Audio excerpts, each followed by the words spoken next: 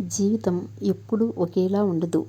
నవ్వేవాడికి ఏడ్చే రోజు, ఏడ్చేవాడికి నవ్వే రోజు తప్పక వస్తుంది. కాస్త ఓపిక పట్టాలి అంతే. నిన్ను సంతోషపెట్టే వారంతా మంచివారు కాదు. అలాగే నిన్ను బాధ పెట్టేవారంతా చెడ్డవారు కాదు. అదృష్టాన్ని సరదాగా నమ్ముకో. కష్టాన్ని పూర్తిగా నమ్ముకో. విజయం తప్పకుండా వరిస్తుంది. మీరు ఒక పనిని పూర్తి చేయగలను అని నమ్మితే సగం పని పూర్తయినట్లే. నీ గమ్యం ఎంత ఎత్తులో ఉన్నా దానిని చేరుకునే మార్గం మాత్రం నీ కాళ్ళ క్రింద నుండి మొదలవుతుంది. ఓర్పు అనేది ఎంత చేదుగా ఉంటుందో దానివల్ల వచ్చే ప్రతిఫలం కూడా అంతే తీయగా ఉంటుంది. జీవితంలో నిన్ను నువ్వు నమ్ముకున్నప్పుడు దేనికి భయపడాల్సిన అవసరం లేదు. భయమే భయపడేలా జీవించడం నేర్చుకోండి. మీరంటే ఇష్టం ఉన్నవారిని ఎప్పుడూ అశ్రద్ధ చేయకండి.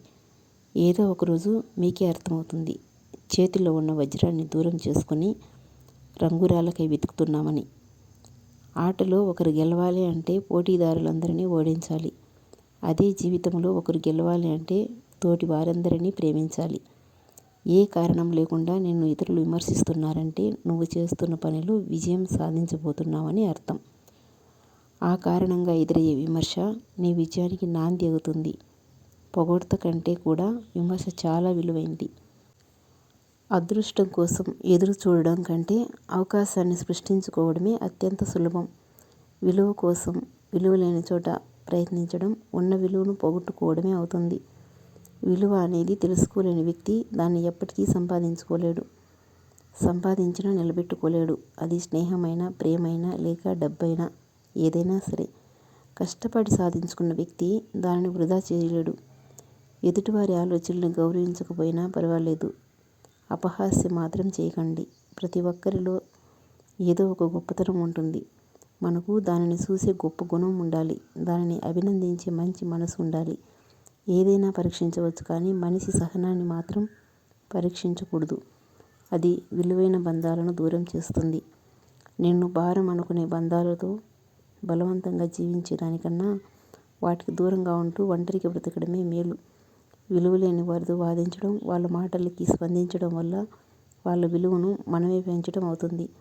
నువ్వు అర్థం కావట్లేదు అంటే వాళ్ళకు నువ్వు అవసరం లేదు అని అర్థం.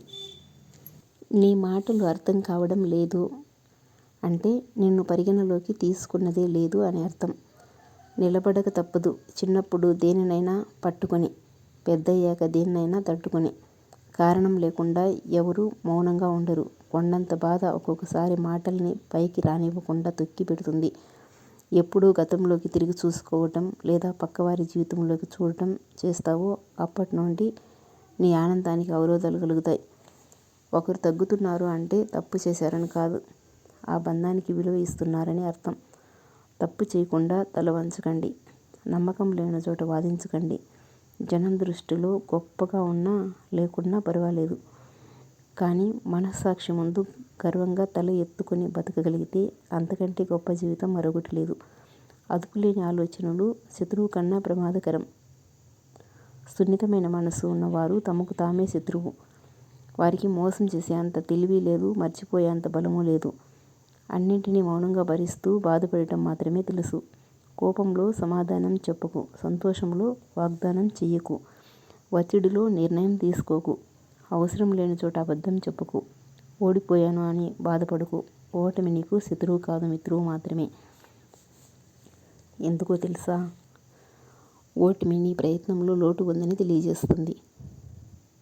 ఇంకాస్త కృషి అవసరమని హెచ్చరిస్తుంది. ఉన్నత వ్యక్తిత్వం కలిగి ఉంటే శత్రువు కూడా నిన్ను చూసి తలదించుకుంటాడు. గతాన్ని ఎప్పటికీ మార్చలేవు కానీ భవిష్యత్తును రాసుకునే శక్తి మాత్రం నీ చేతుల్లోనే ఉంది. ఉన్నతంగా ఆలోచించు. అలాగే గొప్పగా జీవించు. ఏ బంధమైనా మన అని మనం అనుకుంటే సరిపోదు. ఎదుటి వాళ్ళు కూడా అనుకోవాలి. అప్పుడే ఆ బంధం బలపడుతుంది. మన బాధ బయటికి చెప్పుకుంటే భారం తగ్గుతుంది అనుకోవడం అబద్ధం.